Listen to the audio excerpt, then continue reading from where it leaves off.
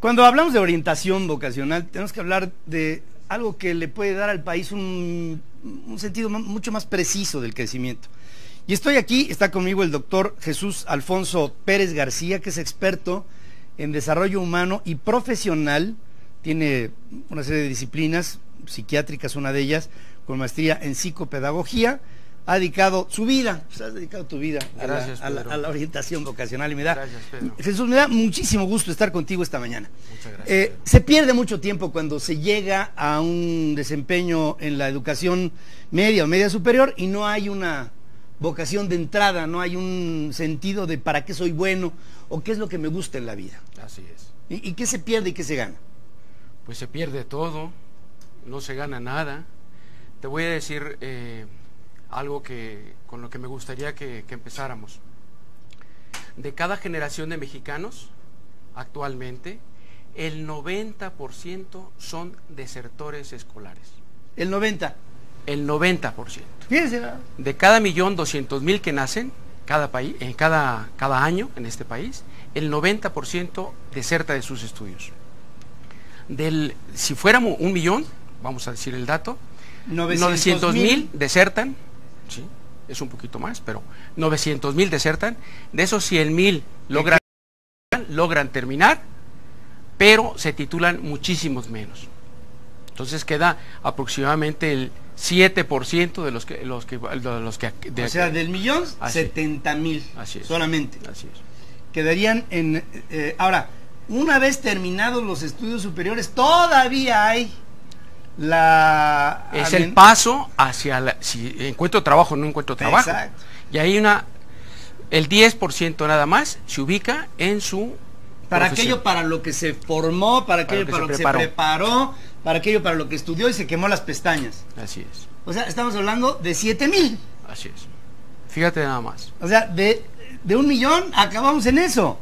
¿Qué quiere decir con esto? Que hay un montón de subempleos, hay un montón de, empleos no satisfechos, subempleos y actividades que van totalmente fuera de lo que es mi capacidad, mi inclinación, y esto nos lleva a traducirlo en algo que va por el lado de la eficiencia, por un lado, pero por el otro también, Jesús, por el lado de la felicidad. Ah, claro. O sea, si yo hago algo para lo que no nací, para lo que no quiero, pues claro, el trabajo se me va a hacer una carga.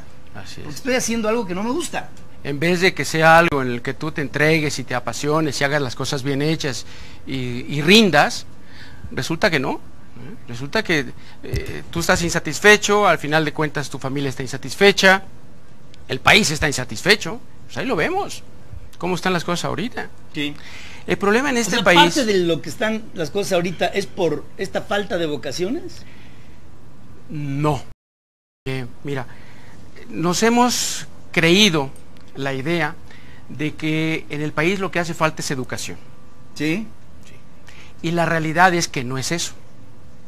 Una cosa es que falte educación y otra cosa es que por la educación esté el país así.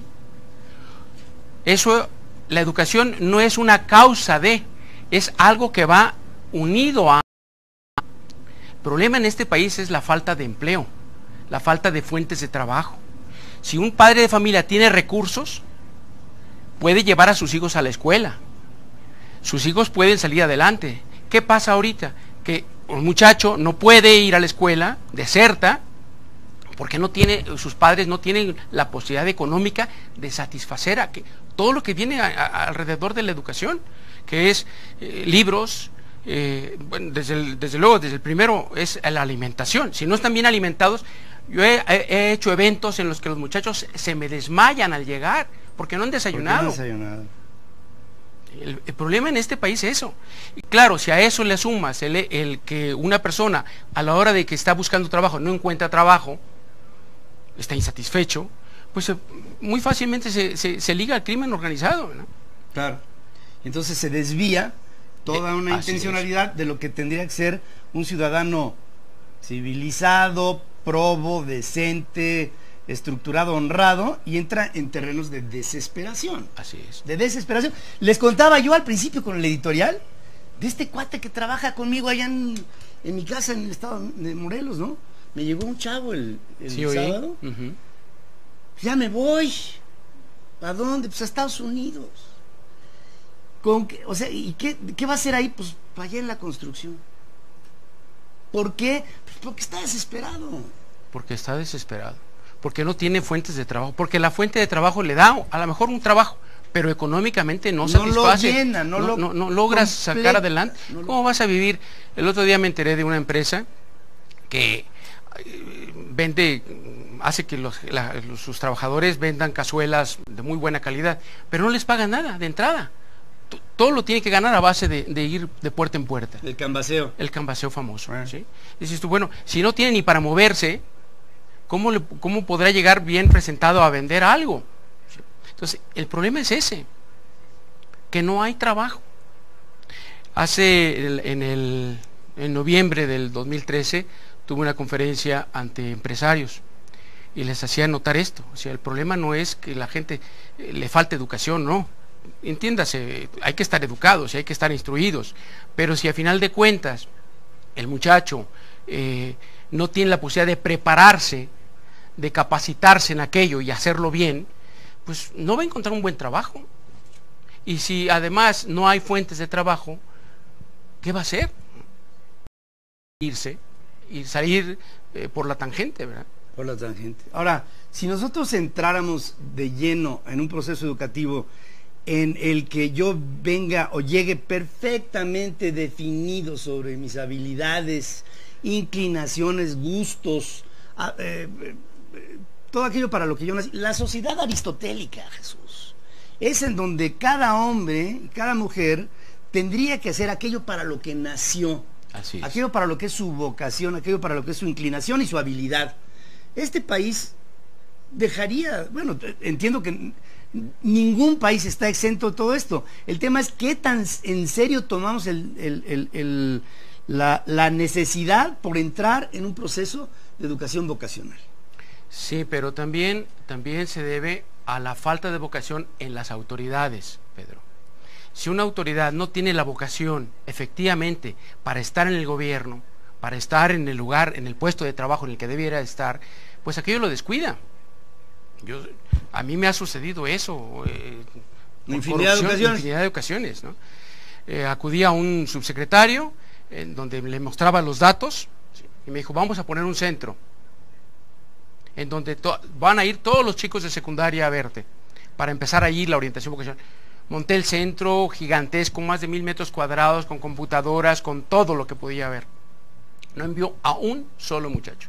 ¿Qué hice yo? Cerrar aquello y quedarme endeudado. ¿Sí? ¿Eso lo hiciste con tu dinero? Con mi dinero, sí. Entonces, es la falta de vocación en las mismas autoridades la que ha llevado a esto. Sí. Y si a un muchacho pedimos vocación, que haga las cosas con pasión, de acuerdo a lo que él ve, intuye, se da cuenta que tiene que hacer, y además se prepara para ello, si eso no lo vemos en nuestras autoridades, pues lógicamente va influyéndose en el país, ¿no? Claro. Pues así está, esta es la condición en la que nos encontramos y creo que vale la pena hacer un hincapié en las autoridades sobre la seriedad que se le debe de imprimir a no solamente la educación como tal, sino a cómo se conduce esa educación y canaliza, orienta y apunta para que sea más eficaz aquel esfuerzo educativo. Así es. Que esa es justamente tu vocación y es para lo que te has venido dedicando junto con un grupo importante de mexicanos que por ese lado se han ido y que aparentemente esta profunda necesidad, sensata, lógica necesidad de todos los mexicanos no se le ha puesto atención. Espero que todo esto sea en beneficio de un particular enfoque por lo que no se ha puesto hincapié.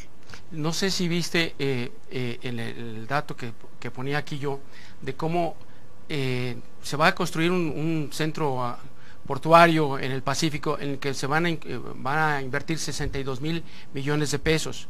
Eso es lo mismo que se está perdiendo por la falta de deserción, por la deserción escolar. Por la deserción. Sí, por la falta justamente de que los muchachos estén bien ubicados. Desertan. De cada 100 que entran a bachillerato, nada más 47 lo terminan. Y de esos 47 entran a la universidad menos, para titularse todavía se menos. van perdiendo en la prepa, así es. Después en la universidad, en el primer año se van a otro lado, o se salen, o la necesidad de trabajar. O la necesidad de trabajar. En fin, son tantos los factores.